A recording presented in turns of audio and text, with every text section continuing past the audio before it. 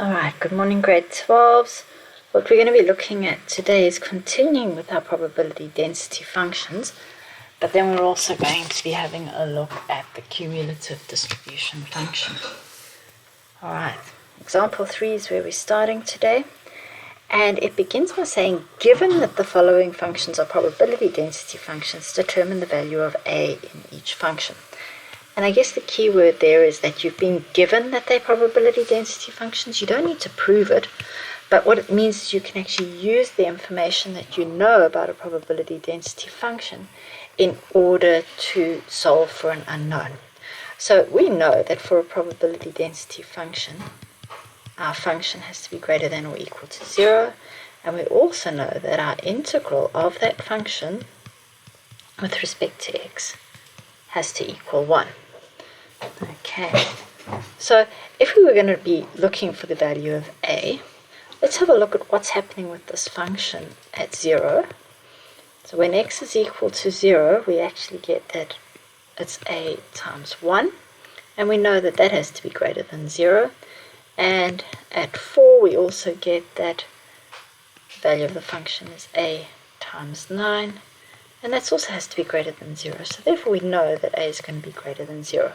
But we're no closer to actually finding the value for a. To do that, we need to find our integral.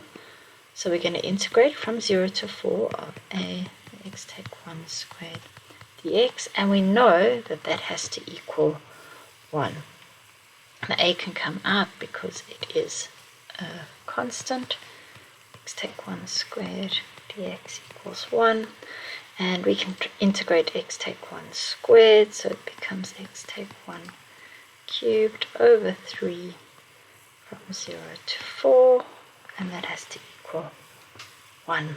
Okay, now we can substitute our values in, and we have 4 take 1 cubed over 3 minus 0 take 1 cubed over 3, and that has to equal 1. Take the 3 out, so we've got a over 3 multiplied by 27 plus 1 equals 1. So 28a over 3 equals 1, and a will be 3 over 28, which is a positive value. Alright, the next one is a little bit different. There are a couple of examples in the textbook like this, and I guess the main thing there is for you to be aware of these sorts of problems and to be able to apply what you've learned for them. And they're always going to be when there's an infinite limit. Okay, so let's have a look. For a PDF, we know that our function has to be greater than or equal to 0. And we also know, for this one here, it's got ae to the negative 4x for x greater than 0. So our integral from 0 to infinity of f of x dx has to equal 1. Okay, so let's do our integral. We know it's our integral from 0 to infinity of ae to the negative 4x dx has to equal 1. And we can integrate e to the negative 4x. The a can come out, 0 to infinity of ae to the negative 4x dx equals 1, and our integral of that is a times e to the negative 4x over negative 4, and that's going from 0 to infinity, and that's equal to 1. Alright, we can take that negative 4 out as a constant, so now we've got a over negative 4, and we've still got this e to the negative 4x going from 0 to infinity equals 1. And this is where our small problem comes in, because we don't have a value for infinity. So we have an infinite limit. So for an infinite limit, we're going to select a value of k. We're going to choose a limit.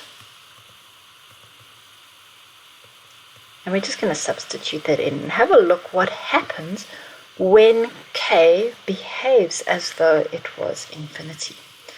And we're going to go back to our fundamental theorem of calculus for that, and we're going to say, well, the limit as k tends towards infinity Alright, so instead of the infinity here, we're going to put in a k.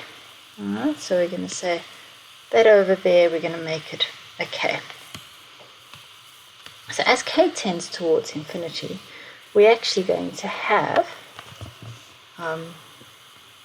e to the negative 4k minus e to the 0, and that's equal to negative 4 over a. So I've just multiplied both sides to move that a over negative 4 over to the other side. Alright, so let's look again at the limit. Remember, when you're working with limits, the limit gets written every single line. Okay, we're going to have e to the 0, anything to the power of 0 in the whole wide world is always equal to 1. So we're going to have 1 over e to the 4k is going to be equal to 1 minus 4 over a.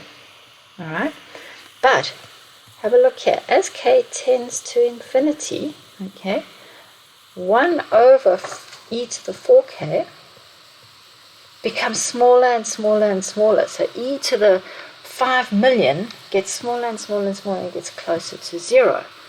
So that part of your equation is going to tend towards 0. So therefore what we get is 1 minus 4 over a tends to 0 or equals 0. And we can solve a equals 4. And I don't want to do question 5 and 6. Rather do question 12. And we'll have a look at the cumulative distribution function in the next video.